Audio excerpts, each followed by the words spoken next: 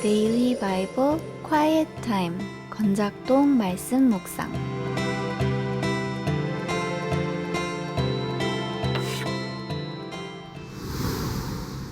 시편 24편 1절에서 10절. 땅과 거기에 충만한 곳과 세계와 그 가운데 사는 자들은 다 여호와의 것이로다. 여호와께서 그 터를 바다 위에 세우시며 강들 위에 건설하셨도다.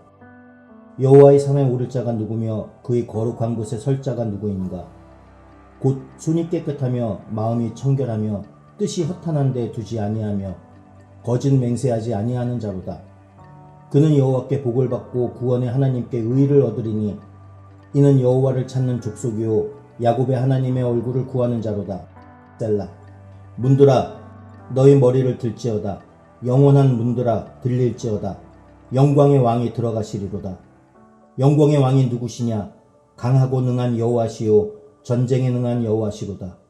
문들아 너희 머리를 들지어다. 영원한 문들아 들릴지어다. 영광의 왕이 들어가시리로다. 영광의 왕이 누구시냐? 만군의 여호와께서 곧 영광의 왕이시로다. 셀라. 안녕하십니까, 윤용 목사입니다. 앞으로 일주일 동안 매일 성경 성서윤회의 매일 성경 본문을 가지고 함께 말씀을 묵상해 보고자 합니다. 제가 나눌 내용은 강의를 하거나 설교를 하는 내용은 아니고요. 제가 개인적으로 묵상한 내용을 그저 단순히 여러분들과 나누는 것으로 일주일 동안 진행을 해 보도록 하겠습니다. 먼저 오늘 10월 14일 묵상입니다. 본문은 시편 24편이고요. 제가 정한 제목은 무엇을 추구해야 할까요? 입니다. 인문학 강의에서 들은 내용 중에서 아주 공감이 되는 말이 있었습니다. 수명이 긴 존재가 수명이 짧은 존재를 소유한다 라는 말이었습니다. 시편 24편의 첫 부분에 그 내용이 나옵니다. 제가 읽어드리겠습니다. 땅과 거기 충만한 것과 세계와 그 가운데 사는 자들은 다 여호와의 것이로다. 하나님은 영원하시기에 모든 유한한 세상과 세상 속의 사람들을 다 소유하십니다. 저도 세상도 그리고 온 세상에 속한 모든 사람들도 모두 하나님의 것입니다. 하나님의 소유인 사람이 가장 잘 살 수 있는 방법은, 그리고 가장 가치 있게 사는 것은 도대체 어떤 것일까요? 그 질문에 대한 대답이 오늘 본문을 통해서 주어지고 있습니다. 그 대답은 무엇을 추구하느냐의 문제와 관련이 깊습니다. 하나님의 소유인 사람은 무엇을 추구해야 가장 잘 사는 것일까요? 첫 번째, 뜻을 허탄한 데 두지 않아야만 합니다. 24편 4절 제가 읽어드리겠습니다. 곧 손이 깨끗하며 마음이 청결하며 뜻을 허탄한 데 두지 아니하며 거짓 맹세하지 아니하는 자로다.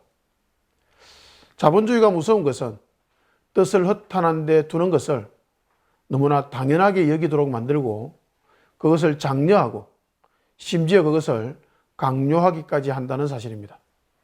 하나님의 형상으로 지은 사람이 그 뜻을 돈에 두고 성에 두고 권력에 두고 온통 그것들만 추구하면서 살아가도록 만드는 것이 우리가 살아가고 있는 자본주의의 무서움입니다. 여기서 벗어나는 것이 중요합니다. 사람의 본질을 회복하고 가치 있고 의미 있는 삶을 살리면 가장 먼저 해야 할 일이 뜻을 허탄한 곳에 두지 않는 것입니다. 자신의 뜻을 돈에 두지 않고 성에 두지 않고 권력에 두지 않는 것입니다. 두 번째, 그러면 무엇을 추구해야만 할까요? 모든 사람이 추구하는 돈과 성과 권력을 추구하지 않는다면 무엇을 추구하면서 도대체 우리는 살아가야 할까요? 라는 질문이 당연히 나올 수 있습니다. 이에 대하여 정확한 대답을 주님께서 해주십니다. 6절을 제가 읽어드리겠습니다. 이는 여호와를 찾는 족속이요 야곱의 하나님의 얼굴을 구하는 자로다. 셀라. 여기서 셀라라는 단어는 감탄사 역할을 하거나 감정이 고조되었음을 나타내는 음악적인 기호라고 봐야 할 것 같습니다. 이 자리에 바로 이 구절에 셀라라는 일종의 감탄사를 집어넣은 것은 이 말씀에 깊은 감동이 되는 너무나 맞는 말이라는 뜻이 아닐까 생각이 됩니다. 저도 이 구절을 읽으면서 아멘이 저절로 나왔습니다. 아마 시인도 그런 마음으로 셀라를 외친 것이 아닐까 생각해 봅니다. 마음에 깊은 감격이 생기는 것은 사람이 무엇을 추구해야 하는지에 대한 가장 정확한 정답이기 때문인 것 같습니다. 사람은 무엇을 추구해야 될까요? 여호와를 찾고 하나님의 얼굴을 구하는 것이 사람이 해야 될 가장 중요한 추구입니다. 사람은 죄 때문에 하나님의 형상을 잃어버렸습니다. 잃어버린 하나님의 형상을 사모하는 사모함이 죄인인 사람이 가져야 될 가장 중요한 갈망입니다.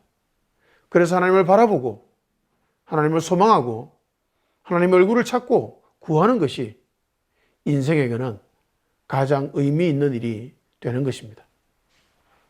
세 번째, 그렇다면 왜 우리는 하나님의 얼굴을 구해야만 하는 것일까요? 7절을 제가 읽어드립니다. 문들아 너희 머리를 들지어다. 영원한 문들아 들릴지어다. 영광의 왕이 들어가시리로다. 심판의 날이 오면 주님께서 다시 오셔서 모든 사람의 마음의 문들을 열고 들어오실 것입니다. 그리고 그 마음에 무엇을 추구하고 살았는지를 보실 것입니다. 그 마음에 추구하는 것들을 보시면서 하나님께서 그 사람을 심판하실 것입니다. 주님은 사람들의 마음에 지금 사람들의 마음의 문을 주님께서 두드리십니다. 저와 여러분의 마음의 문도 주님께서 지금 두드리고 계십니다. 지금은 주님께서 문을 밀고 들어오시지 않으십니다. 문을 두드리시죠. 문을 열고 나를 받아들이라고 주님께서 계속 문을 두드리실 것입니다. 심판의 날까지는 그렇게 참고 참으시면서 문을 두드리실 것입니다. 스스로 문을 열고 주님을 맞이하시기를, 그리고 하나님의 얼굴을 찾고 하나님의 얼굴을 구하시기를 하나님께서 기대하십니다. 그러나 여러분, 그 날이 오면 더 이상 주님은 문을 두드리지 않으시고 더 이상 기다리지 않으실 것이고 문을 밀고 들어오실 것입니다. 그러면 우리 마음에 추구하는 바가 드러날 것이고 그것은 곧 심판의 근거가 될 것입니다. 제 이야기를 드리도록 하겠습니다. 여러분, 말씀을 묵상할 때 항상 묵상하는 이유와 묵상하는 본질을 정확하게 알아야 되는데요. 그것은 자신이 살기 위해서입니다. 그래서 어떤 말씀을 묵상하더라도 그 묵상을 남에게 적용을 하거나 이론적인 내용으로 머물게 하거나 하는 것은 자신에게 별 도움이 되지 않습니다. 반드시 자기에게 적용을 해야 되는데, 저는 자신에게 적용할 때 항상 말씀 본문을 묵상하고 나서 끝에 나는 이란 질문을 붙여서 그 질문에 대해서 대답하는 것으로 저에게 적용을 하곤 합니다. 그러면 제 이야기를 드리겠습니다. 저는 9년 전에 부산에서 경기도 고향 땅으로 이사를 갔고요. 2년 후에 수원 땅으로 이사를 했습니다. 다시 2년 후에 화성시 병점으로 거처를 옮겼습니다. 고양시에서도 수원시에서도 그리고 화성시 병점에서도 아는 사람이 있거나 삶의 근거가 있어서 이사한 것이 아니었습니다. 어떤 때는 도대체 이게 무슨 짓인가 하고 스스로도 생각할 때도 있었습니다. 직장 때문도 아니고 자녀 교육 때문도 아니고 그냥 단순히 하나님의 인도하심이라는 그 추상적인 이유 때문에, 너무나 막연한 이유 때문에 이렇게 옮겨 다녔기 때문입니다. 그런데 하나님의 인도하심으로 이렇게 옮겨 다닌 결과 제 마음에 드는 확신이 있습니다. 그것은 이 삶이 틀리지 않았다는 확신입니다. 돈을 잘 벌어서일까요? 충분히 즐기고 살아서일까요? 명예를 얻어서일까요? 전혀 아닙니다. 그럼 왜 저는 이 삶이 틀리지 않았다고 생각하는 것일까요? 점점 더 제 마음속에 주님을 향한 갈급함이 커져가기 때문입니다. 주님을 향한 갈급함으로 주님 뜻대로 살려고 하는 몸부림치는 동력자들을 계속해서 만나게 해주시기 때문입니다. 경제적 어려움을 겪게 하시면서 주님만 의지하는 법을 계속해서 배우게 하시기 때문입니다. 기쁩니다. 돈이 없어지고 있어도 기쁘고요. 친한 사람들과 거리가 때로는 멀어져도 기쁘고요. 앞으로도 경제적인 안정을 누릴 가능성이 별로 없어져 가는데도 저는 여전히 기쁘고 너무 감사합니다. 오직 주님만 바라보고 기대하는 마음, 하나님을 찾고 하나님의 얼굴을 구하는 그 간절함이 제 속에서 커져가고 있기 때문입니다. 그래서 저는 감사하는 마음이 날마다 더 커져가는 것 같습니다. 오늘 묵상의 마무리에 저는 마음속 깊이 주님께 감사하는 마음이 생겼습니다. 주님 감사합니다. 주님 사랑합니다. 아멘. 네, 오늘 묵상 나눔을 마치도록 하겠습니다. 감사합니다.